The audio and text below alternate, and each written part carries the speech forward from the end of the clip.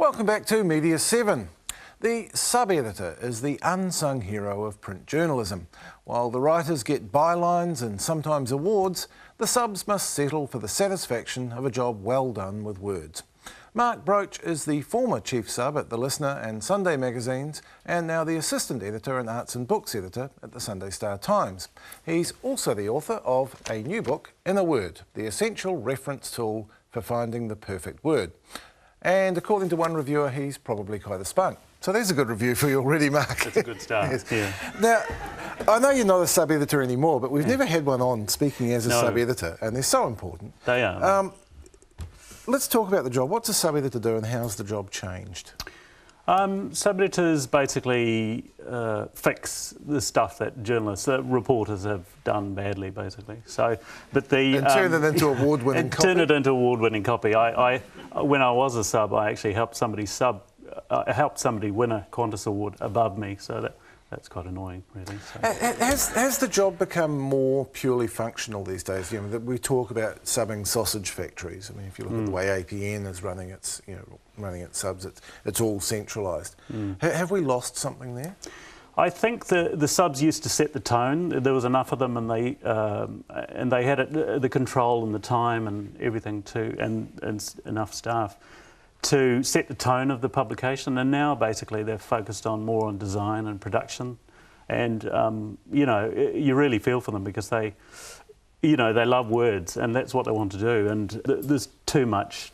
They'd spend too much time, not focusing on the word, just churning through it. Because there did seem to be that golden era, particularly at The Listener, when you had Tom McWilliams, Kevin Ireland and Robin Dudding all on the subs bench. Yeah, they're great men of letters all. Great men of letters all, absolutely. And, I mean, they had a great time, actually. I've heard some stories from those days where,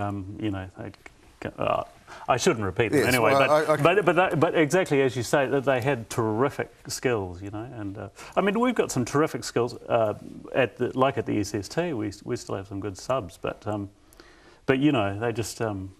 I think it's fair to say that subs feel unappreciated now, and as you say, APN's got this pool, where they churn through stuff and. Yeah, those days are gone. So. Now, let's talk about the book. What moved you to write it? I get the sense there's some sort of belief in language here behind Belief in language. It was totally selfish. The reason I did it is because I've got about 60, 70 word books and dictionaries. I'm sure you've got a few too. But basically none of them did the job for me. So I started collecting what I thought would be the kind of best words, and this is what it ended up. Actually, I started doing it when I was a sub. So I started, and you'll find a lot of subs actually collect words for headlines and stuff, and they, word associations. A lot of sort of word associations. So that's basically how I started. I started thinking, oh, that'd be useful. I must, because you've got all these words in your head, and you just kind of forget them, and you end up saying great or nice or something like that. Or awesome. Awesome. Awesome is the word, isn't it? So that's what makes it different, say, than a straight Thesaurus, which is pretty much has no editorial opinion in it. Do you think it's got editorial opinion in? Well, I think it has. You've picked words you like, haven't you? Yeah, oh sure. I pick words I think that are useful, and I mean, I basically, as I say, I spent about 5 years sort of reading the best writers in the world, the best reviewers in the world, and basically going, oh, that's a great word, I must remember that, to use that and stick that. And eventually it started to, there's this sort of thesaurus thing at the beginning where it breaks things up into good, bad, or neutral. And, I didn't find that anywhere else, so I started to do that. So that describes things, and there's also describing people in the same way. And the other thing it does is it breaks language up into like fancy, colourful, into types of words rather than actual word, like a dictionary or thesaurus, types of words, like sounds of words, like this fancy words, and colourful words like, nincompoop or something like that. There's a whole sort of section. And I was interested to see that amongst the people who might like this book listed on the dust jacket are bloggers. Which is an interesting situation because a lot more of us are writing these days. People bemoan the lack of literacy and that sort of thing, but a lot more of us are writing these days. We all have to write, don't we? Yeah, absolutely. I mean, everybody's got to write. Whether you, I mean, this is the thing, you know, whether you're writing a wedding speech or, you know, you're updating your CV, you know, that's the kind of thing. You know, when I started, it was just for critical writers, you know, people like me and yourself. But it sort of ended. I mean, of course, you get to a publisher and they say, "Oh, could you widen it a little bit?" You know, and so I ended up, you know. Well, everyone's a critic now, anyway. Everyone's a critic, yeah. But as you say, you know, bloggers are always talking about, you know, films or books or, you know, TV programs or whatever, games, and you know, they're always looking at ways to describe stuff, whether it's good or bad or. Yeah. What do you think the internet has done for our literacy? Because it's churning out acronyms and neologisms on a pretty much daily basis. Does that irk you, or are you welcoming them?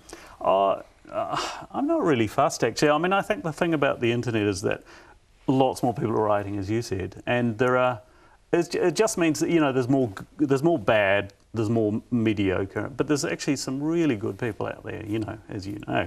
There are some really good writers out there, so I don't really worry about you know, the twittering or the texting or Facebooking, you know, and all that kind of stuff. Which might separate you from someone like Lynn Truss, who you know wrote Eat, Shoots and Leaves, you know, who another style book, who really hates all that language, hates all lowercase and words shoved together. You're not bothered. I'm not fussed about that. I mean, you know, because part of my job is sort of proofing at the Sunday Star Times, kind of the last, you know, so that's the remnant of my subbing. But you know, I've still got my, you know, my little hates, you know, sort of. Which are? Oh, lots of them. But having. Go on, you got to tell me one now. All right.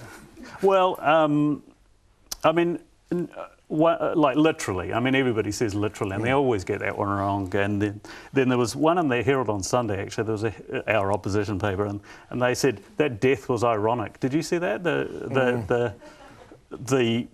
They thought they knew what they meant. They thought they knew, but they got it really wrong and really bad taste as well. So, you know, don't use it, you know. But some other ones, you know, you think, oh no, you've lost that battle. We need to move on from there. Like, disinterested. I know a lot of people say, oh no, I know what it means, but just look, too many people are confused. Let's use impartial instead, you know, so everyone knows what you mean. So. Enormity is the one that still bugs me. Enormity, yeah. Because people use it to mean magnitude and it means horror. Yeah, that's right. But I suspect that's one we're going to have to give up on as well, you know.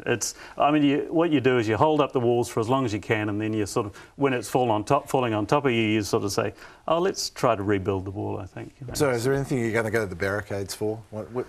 Oh, look, I particularly hate some things like people get infer and imply wrong. You know, I imply, you infer, and very clever people say, you know, what are you inferring? You know, it's absolutely wrong. But so sorry, the pedant. I can tell what you're implying. Yeah. But then you get people writing in. You know, like when I was at the Listener, we did a cover headline, and it said "different to." You know, people say, you know, they say you should say, because it differs from, you should say different from, and we got so many letters about that. But the trouble is, some people only know sort of one or two rules, and that's it, you know. So, and they write in. Always. That's kind of that's a hallmark of being at the Listener, though. Is pedants will write in. It would almost be sad one day if they don't. If they don't. Absolutely, yeah, it will be. Yeah. My 15-year-old boy was the first person I ever heard using fail as a noun.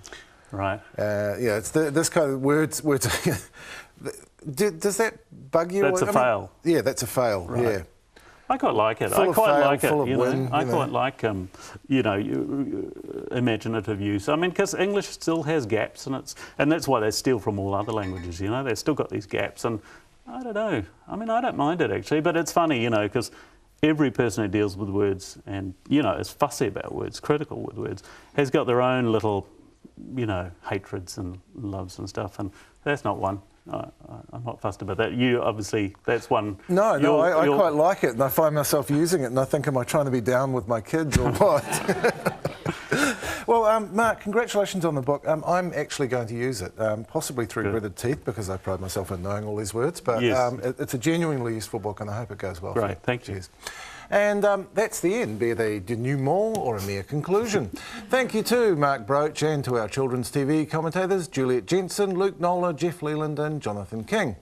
We'll be back with Media7 at the same time next week, and until then, as ever, we bid you adieu.